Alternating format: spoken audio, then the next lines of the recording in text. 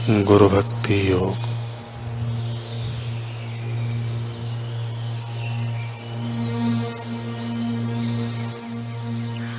गुरु के प्रति भक्ति अखूट और स्थायी होनी चाहिए। गुरु सेवा के लिए पूरे हृदय की इच्छा ही गुरु भक्ति का सार है। शरीर या चमड़ी का प्रेम वासना कहलाती है, जबकि गुरु के प्रति प्रेम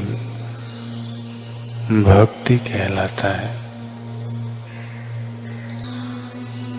ऐसा प्रेम प्रेम के खातिर होता है। गुरु के प्रति भक्ति भाव ईश्वर के प्रति भक्ति भाव का माध्यम है। जप कीर्तन प्रार्थना ध्यान साधु सेवा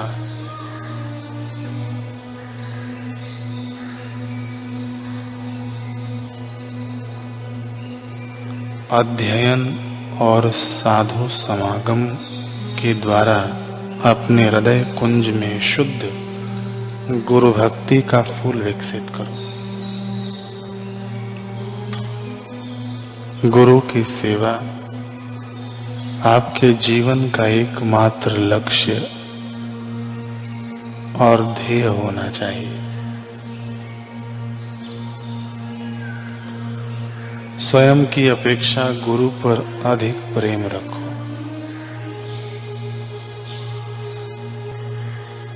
अपने शत्रुओं पर प्रेम रखो। अपने से निम्न कोटि के लोगों पर प्रेम रखो। प्राणियों के प्रति प्रेम रखो। अपने गुरु पर प्रेम रखो। सब साधु संतों पर प्रेम रखो।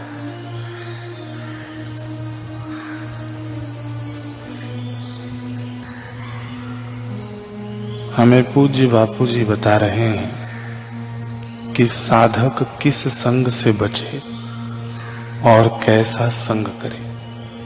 पूज्य श्री कह रहे हैं कि आत्मज्ञान पाया नहीं, आत्मा में स्थिति अभी हुई नहीं, अभ्यास और वैराग्य है नहीं, तो ऐसे साधक के लिए शास्त्रकार कहते हैं और अनुभवी महापुरुषों का अनुभव है कि हल्की वृत्ति के लोगों के बीच उठना बैठना साधक के लिए हानिकारक है। जो मंदमती हैं, जिनका आचार विचार खान पान मलिन है और जिनकी दृष्टि मलिन है,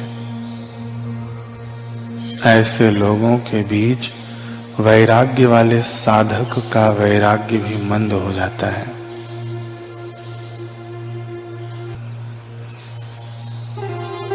और अभ्यास वाले का अभ्यास भी मंद हो जाता है।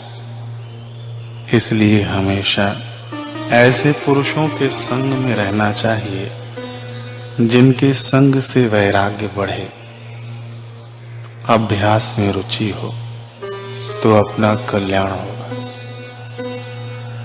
अभ्यास और वैराग्य में रुचि न हो, ऐसे व्यक्तियों के पास रहने से अथवा जिनकी चेष्टा मलिन है, आजीविका मलिन है, पाप से कमाते हैं और खर्चने में भी पाप करते हैं एवं देखने में भी पाप करते हैं, ऐसे लोगों के संपर्क में और स्पर्श या स्पंदनों में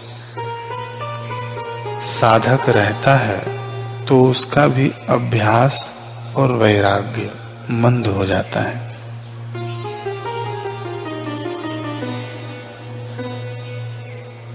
जो महापुरुष हैं, जिनकी उन्नत ब्राह्मी दृष्टि है, आत्माभ्यास जिनका सदा स्वाभाविक होता रहता है, उन पुरुषों की शरण में रहने से साधक का उत्थान जल्दी होता है। इसलिए श्रीमद् राजचंद्र की बात हमको यथार्थ लगती है। उन्होंने कहा कि जब तक आत्म प्रकाश न हो, आत्म स्थिति न हो, तब तक व्यक्ति सद्गुरु की शरण में अनाथ बालक की नाई पड़ा रहे।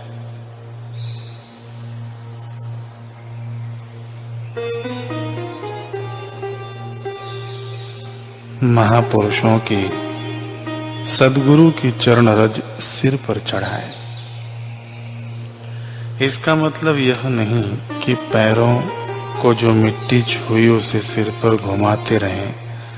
कहने का तात्पर्य है कि जैसे चरण रज उनके शरीर को छूती है, ऐसे ही उनके हृदय को छूकर जो अनुभव की वाणी निकलती है वह शिरोधार्य करें।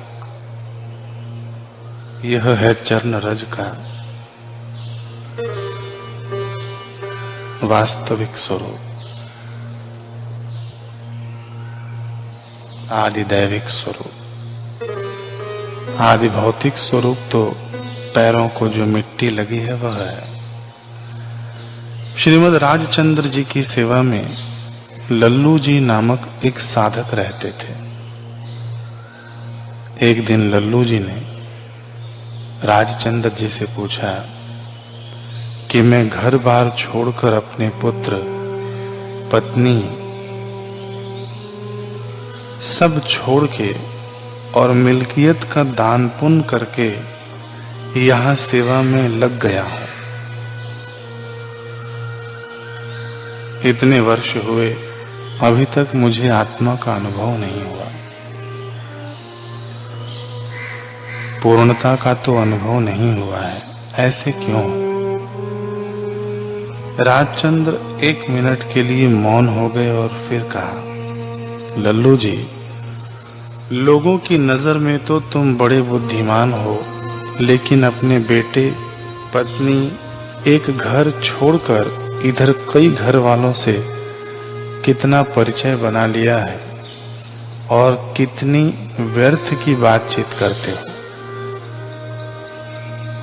2-4 व्यक्तियों का संबंध छोड़ के कितने व्यक्तियों से आसक्ति वाला संबंध करते हो।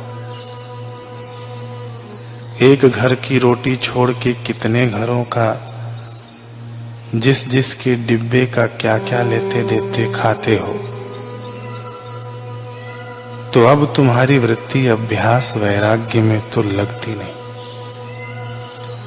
वृत्ति अभ्यास वैराग्य में लगेगी नहीं और मलिन चित्त वाले लोगों के साथ ज्यादा संपर्क में रहोगे तो फिर आत्म अनुभव कैसे होगा?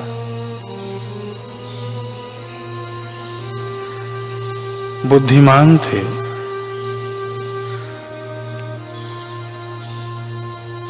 आगे राजचंद्र जी कहते हैं कि हमारे चरणों में रहने का मतलब है कि हमारे संकेत को मानकर, यानी गुरुदेव के संकेत को मानकर उसमें डट जाओ। बुद्धिमान थे लल्लू जी, तुरंत उनको अपनी गलती समझ में आई और लग गए अभ्यास वैराग्य बढ़ाने में। संत पथिक जी महाराज कह रहे हैं कि कृपा है तभी ऐसा अवसर मिलेगा। जो अब कर न पाए तो कब कर मिलेगा। गुरुजन जगाते हैं, उठो जीव जागो। भोग भूमि महा दुखद, चलो शीघ्र भागो।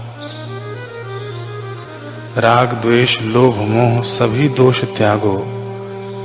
देते रहो जो भी बने, किसी से न मांगो। समय निकल जाने पर फिर न कर मिलेगा। जगत में सभी को काल खा रहा है, कुछ गोद कुछ मुख मध्य जा रहा है। कौन है जो काल से बच पा रहा है? ध्यान रहे तुम्हारा भी समय आ रहा है। ध्यान रहे तुम्हारा भी समय आ रहा है। शरणागत भक्त को अभय वर मिलेगा। जहां तक शक्ति पर उपकार करना, दया प्रेम भाव से सबको प्यार करना, असत से विमुख हो सद विचार करना, महापुरुषार्थ पंचकोश पार करना, तभी तुम्हें अक्षर के परे अक्षर मिलेगा।